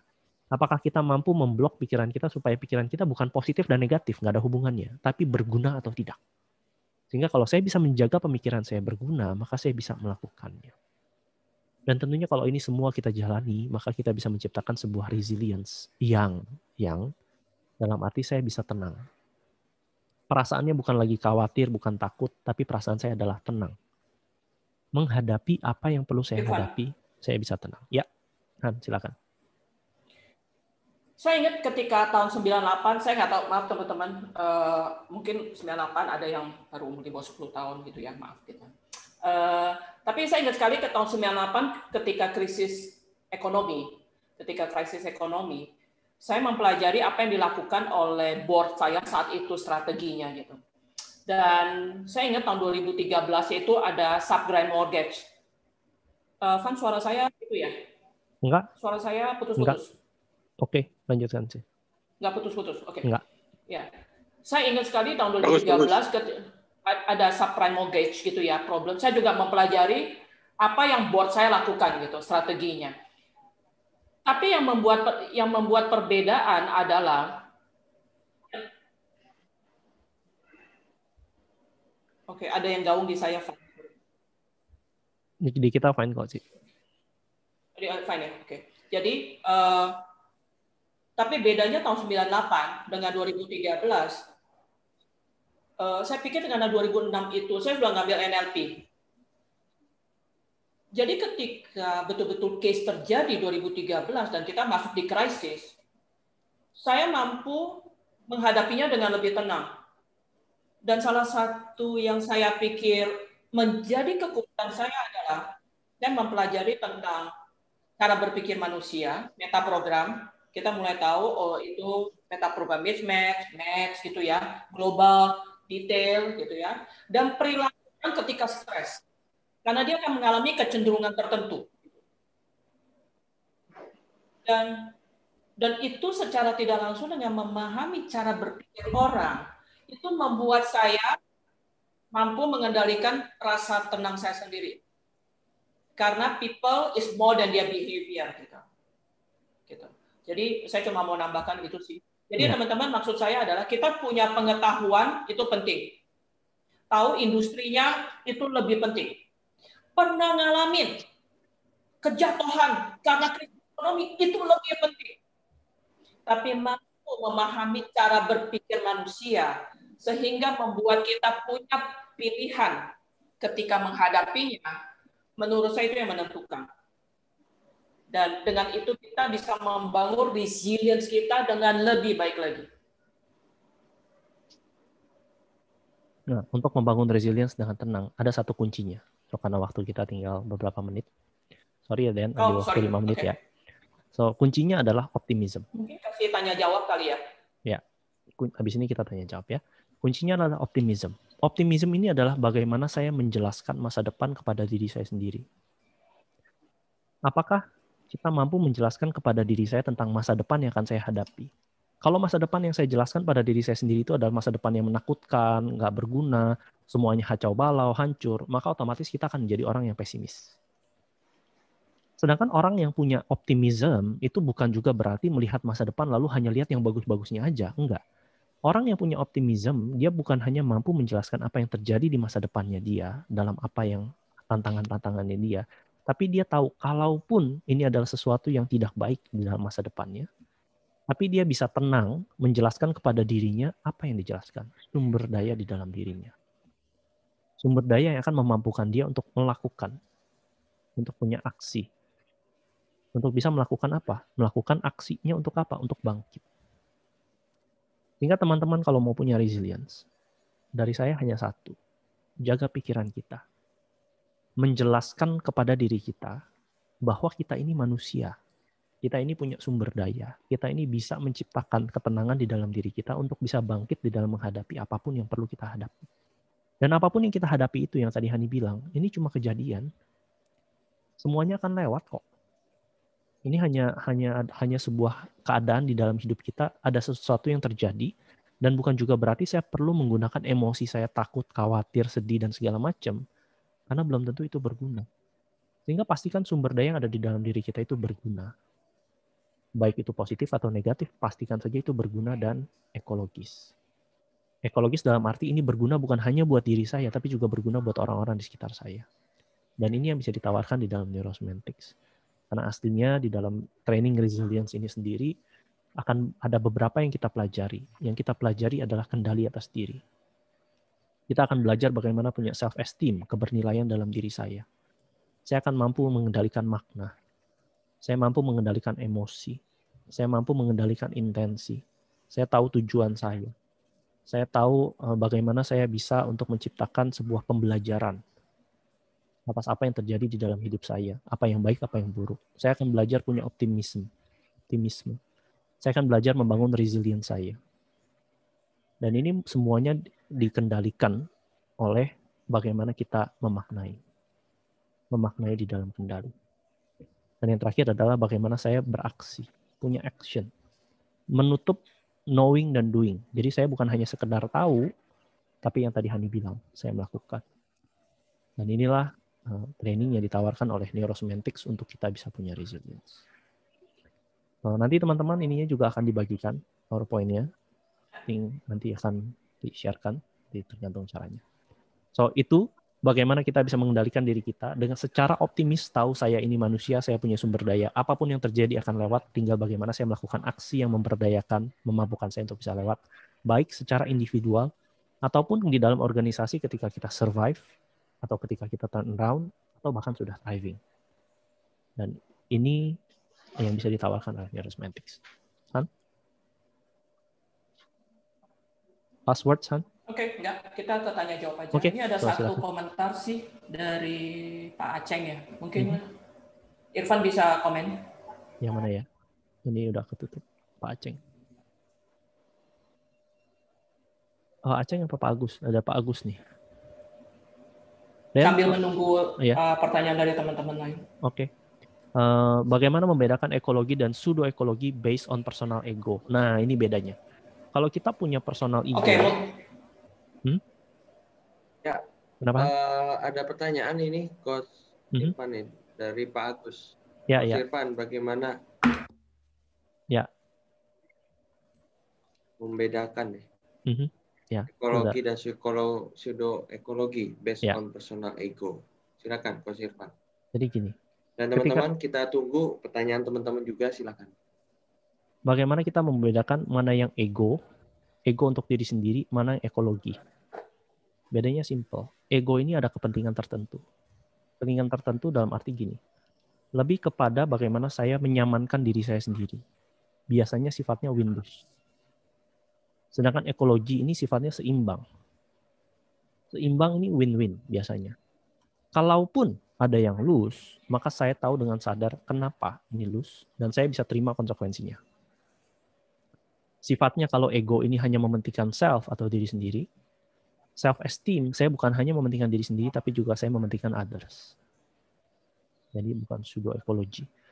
Ego biasanya punya agenda, agendanya biasanya adalah untuk membuat diri sendiri nyaman, diri sendiri oke, atau dia perlu merasa aman dengan apa? Dengan status, dengan jabatan, dengan uang, alias nyamannya dia di dalam ego diri dia perlu syarat. Sedangkan ekologi yang didasari oleh self-esteem ini nggak perlu syarat. Syaratnya ditentukan oleh beramai-ramai. Jadi bukan hanya apa yang terjadi pada dirinya, tapi yang terjadi juga kepada orang-orang di sekitarnya.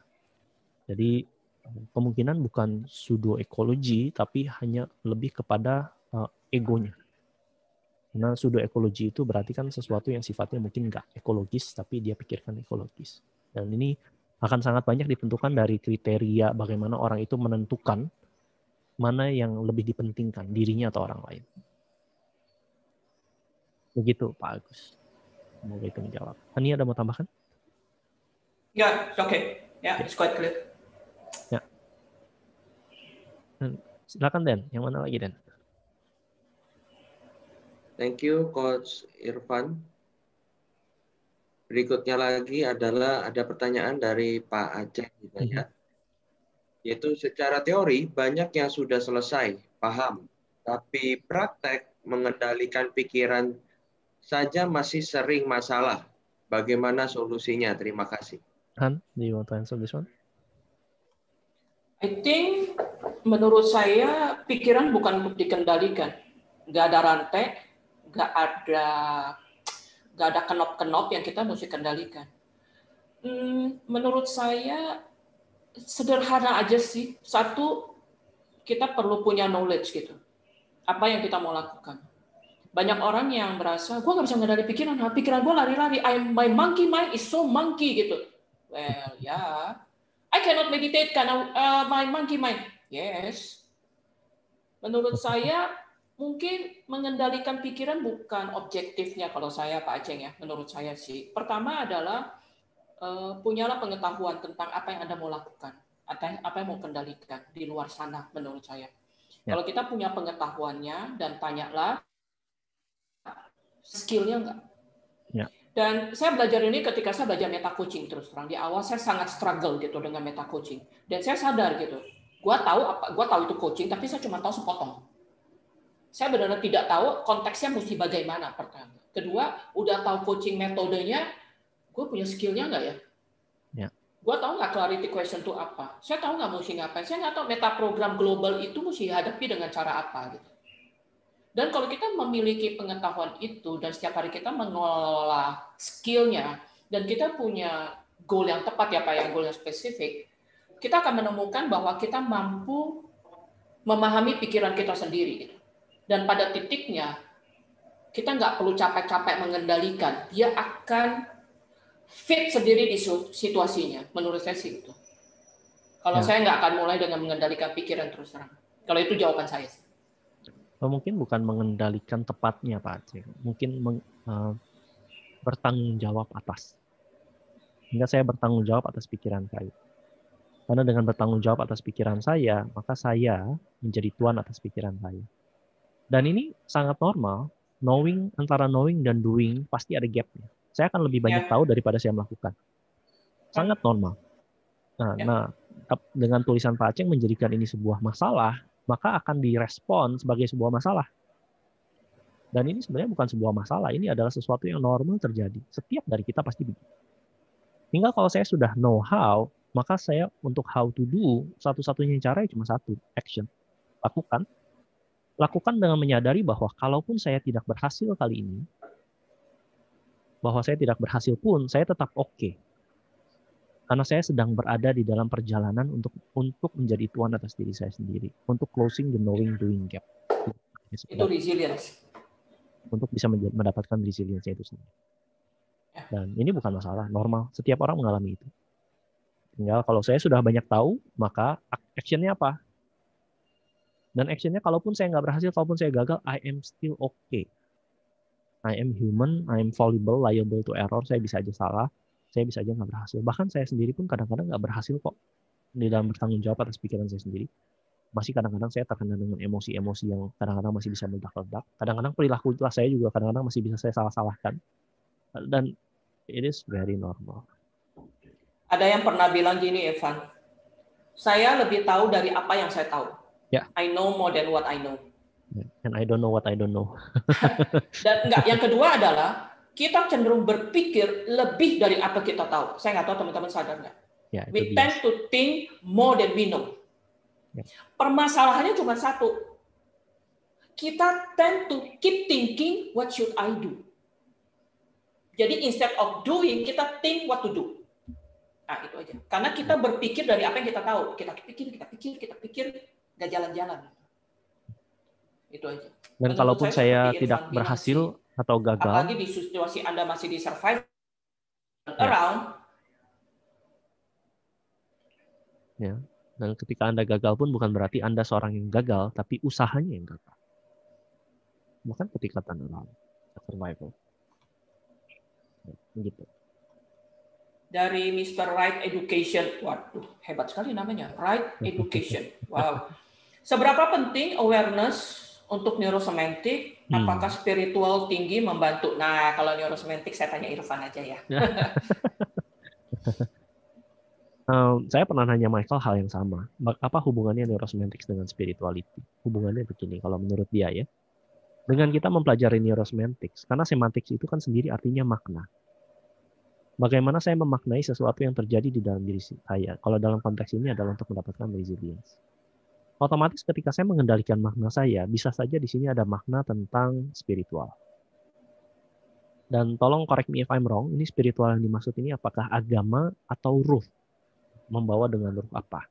Karena kalau sifatnya agama, maka bentuknya adalah belief, atau apa yang saya yakini, atau keyakinan saya. Sedangkan kalau spiritual yang dimaksud dengan ruh adalah bagaimana saya masuk ke dalam values atau nilai-nilai penting di dalam hidup saya. Nilai-nilai penting yang saya anggap ini bisa menjadi sesuatu yang sifatnya itu adalah aktualisasi diri kita. Ini contohnya misalnya kasih sayang, contohnya justice, fairness, bisa juga contohnya adalah kebermanfaatan, pembelajaran. Sehingga dengan saya bisa mengendalikan makna, maka di dalam NS yang dikatakan adalah semakin saya naik di dalam level makna saya, semakin ini abstrak. Kalau bahasa keren itu transcendence, bagaimana saya naik ke dalam pemaknaan saya, maka kita akan lebih terhubung dengan spiritualitas kita. Nah, disinilah kita menemukan identitas kita, disinilah kita menemukan makna hidup kita, tujuan hidup kita, disinilah kita menemukan apa sih yang saya melakukan dengan hidup kita yang bahkan nanti masuk ketemunya dengan authenticity. Authenticity dan juga wisdom atau kebijaksanaan. So, hubungannya itu. Jadi perlu nggak kesadaran? Perlu kesadaran atas apa? Atas makna. Kesadaran atas bagaimana saya memberikan arti terhadap sesuatu. Jadi, Kalau saya mungkin akan menambahkan gini untuk siapapun yang Mr. Right Education ya. Mas Mungkin Roni. kita udah belajar brain kita tuh ada 3 gitu kan, crocodile brain, cognitive brain, ya mamal sama kognitif gitu. Kalau kita hidup hanya dari crocodile brain, berarti kita melakukan sesuatu dengan otomatis gitu. Kita jarang sadar, sikat gigi, nyetir mobil, atau marah-marahin orang, udah kebiasaan gitu ya. Nah, kalau kita melatih awareness kita, berarti kita sebenarnya mulai membangun cognitive brain kita gitu. Jadi kalau ditanya, menurut saya nggak cuma untuk neurosemantik. Generally, kita akan menemukan di banyak either di meditasi, kita olahraga, kita bernyanyi gitu ya. Kesadaran itu penting. Kalau in neuroscience, saya pikir itu melatih kita punya cognitive brain. Ya. Gitu. Apapun caranya. Ya. Itu menurut saya sih. Dan banyak sih ini bisa disebut sebagai EQ, bisa disebut sebagai SQ, spiritual quotient-nya, EQ-nya. Lebih kepada bagaimana saya mengendalikan diri saya supaya saya nggak reaktif dan hanya menggunakan crocodile brain saya, lizard brain. Dan bukan hanya menggunakan emosi saya, tapi secara sadar saya menggunakan kognitif saya. Jadi saya pindah dari reaktif kepada proaktif. Karena dari reaktif ini di sininya ada aktif, di sini ada inaktif. Bagaimana saya bisa proaktif untuk mencapai resilience dan tujuan-tujuan. Oke, suaranya agak kepotong-potong di aku. Kepotong-potong kah yang lain? So, tujuannya adalah bagaimana kita pindah dari reaktif ke proaktif. Sebelum proaktif kita perlu aktif untuk menghindari yang inaktif. Sehingga SQ dan EQ adalah ketika saya bisa proaktif dalam membangun resilience saya. Itu sih. Oke? Oke, mungkin saya masuk dulu. Irfan, suaranya agak kepotong. Ya, silakan Han, lanjutkan. Oke, ada pertanyaan dari Coach Eko. Bagaimana melatih pikiran untuk senantiasa optimis? Irfan, tolong ada jawaban. Bagaimana optimism? Suara saya sudah oke kah? Halo. Halo. Suara saya oke? Apakah suara saya sudah oke? Coach Irfan, suaranya. Sebentar ya. Oke. Den, Putus-putus. suara saya hilang ya, Den? Sudah oke kah? Suaranya Ani ada. Suaranya Coach Ani ada. Suaraku sudah oke, Den? Kalau gitu saya jawab dulu ya. Pertanyaan Coach Eko. Waktu kita sisa beberapa menit ya.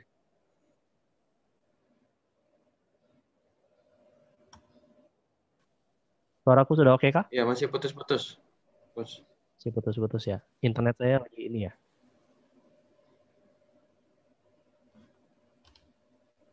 Ya, silakan lanjut Coach Irfan. Lanjut ya. Udah oke ya, sip. Optimism. Membangun optimism caranya ada beberapa. Yang pertama adalah kita perlu belajar apa yang disebut dengan helpless atau ketidakmampuan. Ini terjadi ketika kita terjebak di dalam pemikiran bahwa apa yang terjadi pada diri saya yang jelek-jelek ini terjadi untuk selamanya dalam segala hal, dan ini karena saya, personal. Penyebabnya adalah saya. Dan ketika ini kita lakukan, maka yang terjadi adalah kita akan jadi helpless atau tidak berdaya. Untuk bisa optimis, kita perlu berpikir sebaliknya. Hal-hal yang tidak baik yang terjadi pada diri saya ini bukan selamanya, tapi hanya saat ini. Lalu yang terjadi ini bukan di dalam segala hal, tapi di dalam konteks tertentu. Apakah hanya dalam pekerjaan, hanya dalam keluarga, dalam spiritual, dalam sosial, apa? Hanya di dalam satu konteks tertentu. Dan yang ketiga adalah penyebabnya bukan saya, tapi penyebabnya adalah keadaan.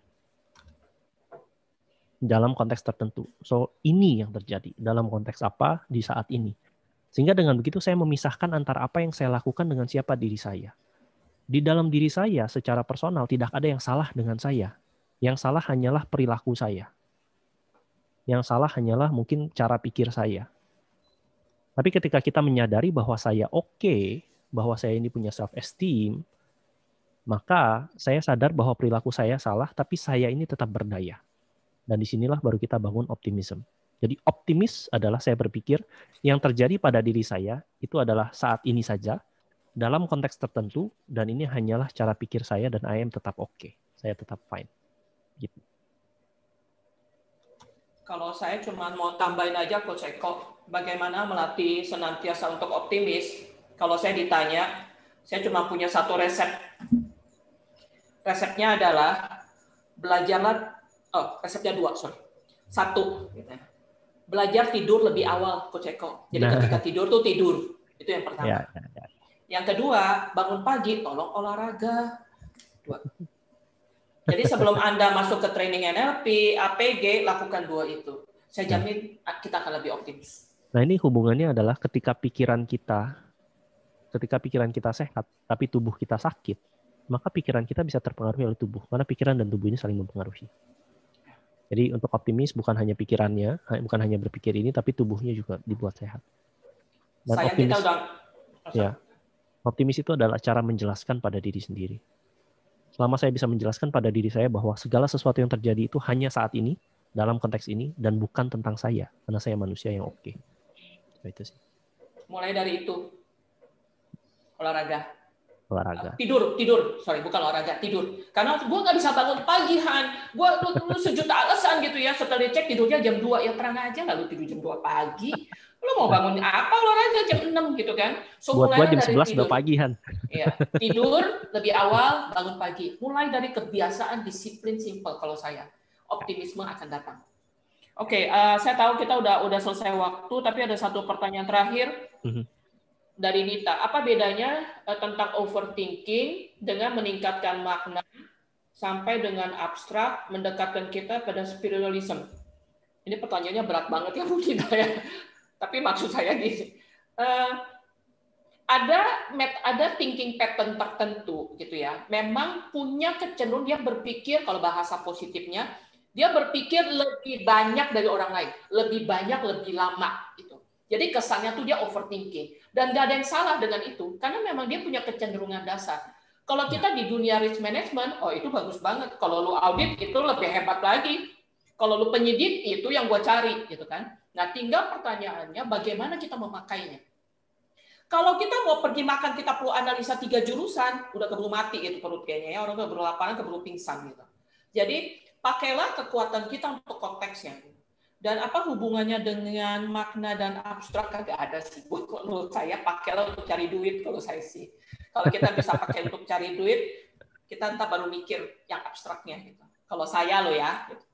Saya minta maaf jika explanation ada nyeleneh karena waktunya udah itu. Tapi kalau saya akan menjawab gitu. Kenali kekuatan kita dan jangan banding itu orang kayaknya simple ya Han. Itu humoris ya. Gue kayaknya orang suka bilang kok lu ribet amat sih cara berpikirnya. Lah iyalah kalau yang ngomong orang super simple pasti ngomong orang yang overthinking tuh ribet. Sama, kita juga kalau ngomong dia, kok lu ngegampangin banget sih gitu. Jadi mendingan daripada saling omong beromong, mendingan tahu oke, gue overthinking, pakailah di. Overthinking juga bukan berarti nggak berguna. Yang perlu ditanyain adalah berguna apa enggak sih? Kalau berguna ya pakai. Pakai. Kalau enggak ya jangan. Jadi ada orang dengan pattern tertentu gitu. Dan itu kita nggak bisa lari dari pattern kita, Bu. Jadi nggak usah coba-coba diganti. Ciptaan Tuhan udah begitu. Tinggal berdamai dengan diri sendiri aja. Berdamai dengan diri. Dari Pak Roni, terima kasih. Senang sekali Hemanaria. Oke. Plus meditasi, benar. Ya, bangun tidur lebih cepat, bangun pagi, meditasi dan olahraga. Udah itu aja. Nggak usah ribet-ribet. Ya. Lihat Ibu Gyokni senyum-senyum, jadi optimis. Gyokni senyum ya, dia tadi ya? Oh, oke. Dan semoga karena kita back to you, Dan. Silakan, Dan. Ya, terima kasih Coach Hani dan Coach Irfan. Dan untuk teman-teman dan dari semua pertanyaan ada satu yang belum dibahas, baru masuk, yaitu dari Kang Pur. Apa rahasianya bisa pintar seperti Coach Irfan dan Coach Hani? Silakan, pertanyaan terakhir. Apa definisi pintar? Takut. Ini dia nih. Pintar. Ya, how do you use the word pintar? Gitu. Ya, silakan Kang Pur. Pinter itu buat nyetak. Ya, buat apa Kang putus-putus Kang? Putus-putus Kang Pur. Lanjut. Pinter itu artinya. Lanjut. Ayo main. Sinyalnya jelek. Oke, sinyal jelek. Lanjut. Oke. Jadi rekan-rekan tadi ada banyak sekali materi yang diberikan oleh Coach Irfan dan Coach Hani untuk sore hari ini. Dan kita berikan applause, kita kasih tepuk tangan untuk Coach Hani dan Coach Irfan. Yeay. Dan acara kita berikutnya, rekan-rekan, adalah kita akan mengadakan sesi foto bersama. Dan silakan teman-teman untuk membuka videonya dan berikanlah pose terbaik Anda. Berikanlah pose optimis terbaik Anda, rekan-rekan. Jadi pose optimis, dan untuk sementara Bapak Ibu ini mohon kita ada bantuannya. empat layar ya. Ya, Ada 4 untuk layar, jadi pohon tahan senyumnya. Untuk Sekitar sementara mohon untuk 15 tidak menit ya. mengaktifkan dulu kolom chatting. Jangan Mohon chat, untuk tidak jangan chat dulu. Mohon Kesian tidak nanti yang di chat bawah, dulu Yes. supaya yang di bisa bawah. foto. Oke, mohon tidak chat dulu Oke. dan buka Siap ya? layar TV, layar ya. Yes, oke. Semua udah ready. Tahan, karena ada 4 layar. Kita masuk ke layar 1 dulu. Oke. Berikanlah pose optimis terbaik Anda, rekan-rekan, Bapak Ibu Iya. semua. Pose optimis Kita masuk terbaik. ke layar 2. Senyum.